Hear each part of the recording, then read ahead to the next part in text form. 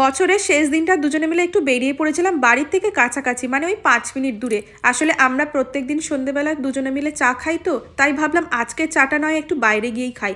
প্রচণ্ড ঠান্ডার মধ্যে গরম গরম চা খেতে ভীষণ ভালো লাগে। আর তার উপর 31st নাইট, সবাই মিলে তো আনন্দ করতেই বেশি ভালো লাগে।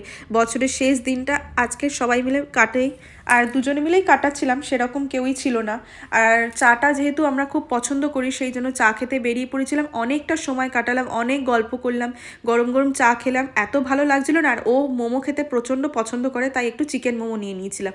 খাওয়া দাওয়ার পর আমরা চলে গিয়েছিলাম ফুলের দোকানে। আসলে আমরা ফুল কিনতে আর ঠাকুরের জিনিসই কিনতে বেরিয়েছিলাম, কারণ পরের দিন বৃহস্পতিবার তো ফুল কেনা হয়ে গেছে। আর আমার আবার বাবুর দুজনের পিকনিক ছিল আমাদের ফ্ল্যাটে, সবাই মিলে জমিয়ে বসে গল্প করছিলাম। পিকনিক আজকের আনন্দটা অনেক করেছি। আর আমি বসে বসে এখানে চিকেন করছিলাম। আজকের আমাদের মেনু ছিল চিকেন আর তন্দুরি রুটি। যেই না রাত 12টা বেজেছে, সবাই মিলে নতুন বছরের স্বাগতম করে একে অপরকে হ্যাপি নিউ ইয়ার বলে আমরা আজকের বছরটা শুরু করলাম। দেখছো কত বাজি ফাটছে। তারপরে খাওয়া দাওয়া শুরু করে দিলাম, আর একটু সেলফি নেওয়াও করলাম। বছরের প্রথম দিনটা এইভাবেই শুরু করলাম। তোমরাও অনেক ভালো থেকো, হ্যাপি